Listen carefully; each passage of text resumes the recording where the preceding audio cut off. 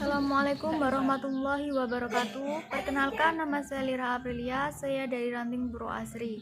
Di sini saya akan menjelaskan materi makesta pertama, yaitu tentang keaswajaan. Aswaja merupakan singkatan dari Ahlus Sunnah wal Jamaah. Ada 3 kata yang merangkai istilah tersebut.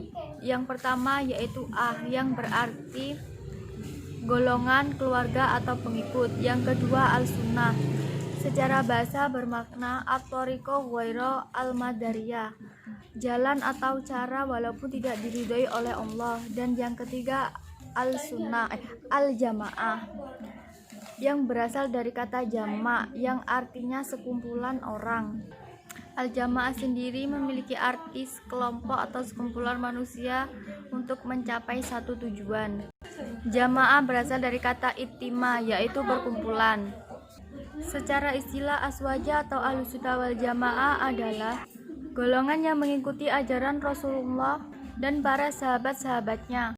Hal ini berdasarkan hadis Rasulullah yang berbunyi, "Ikutilah sunnahku dan sunnah khulafaur rasyidin setelahku."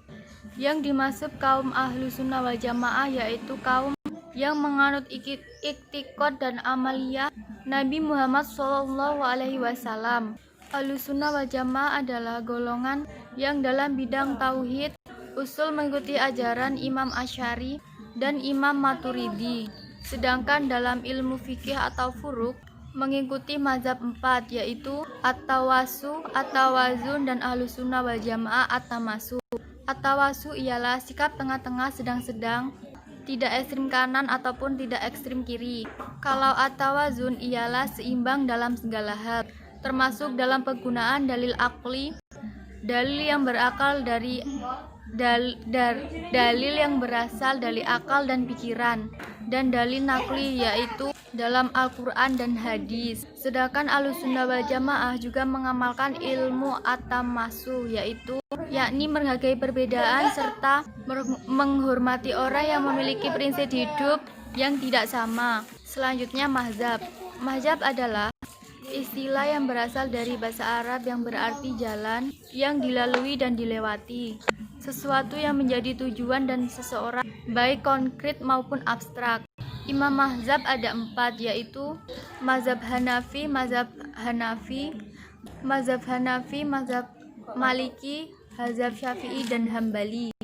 Dinamakan mazhab Hanafi karena pendirinya Imam Abu Hanifah An-Nu'man bin Tsabit. Beliau lahir pada tahun 80-ha di Kufah dan wafat pada tahun 1050-ha.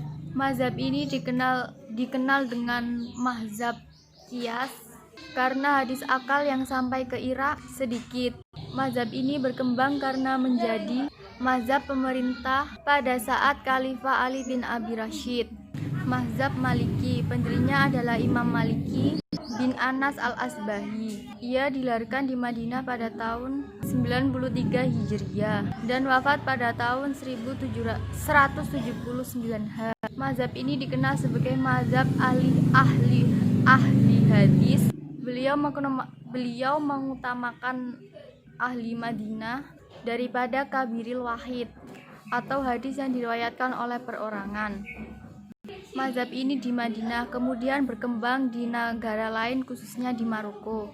Dan yang ketiga Imam Syafi'i. Tokoh utamanya adalah Al-Imam Muhammad bin Idris Imam Asy-Syafi'i Al-Quraish. Lahir di Guza pada tahun 150-ha dan wafat di Mesir pada tahun 204-ha. Di antara kelebihan Asy-Syafi'i adalah ia hafal Al-Quran pada umur 7 tahun, pandai diskusi dan selalu menonjol. Dan yang keempat adalah mazhab Hambali. Dinamakan Hambali karena pendirinya adalah Imam Ahmad bin Hambal Asy-Syaibani, lahir di Baghdad tahun 164-ha dan wafat tahun 248-ha. Beliau adalah murid Imam Syafi'i yang paling istimewa. Selanjutnya, kenapa kita harus bermazhab? Karena semuanya bersumber pada Al-Quran dan hadis. Artinya dengan bermazhab kita sedang kembali kepada Al-Quran dan hadis dengan cara yang benar, yaitu mengikuti ulama yang dikenal dengan keluasan ilmunya dan kesalehannya. Adapun lainnya Imam Aswaja yaitu Imam Hanafi 80H, Imam Maliki 93H, Imam Syafi'i 150H, Imam Hambali 164H, Imam Hadis yaitu Imam Bukhari pada tahun 1906H, Imam Muslim 202H, Imam Abu Dawud juga sama 202H, Imam Tirmizi 209H, Imam Mazhab Wahabi yaitu Ibnu Taimiyah, Ibnu Abdul Waqaf, Abdullah bin Bas.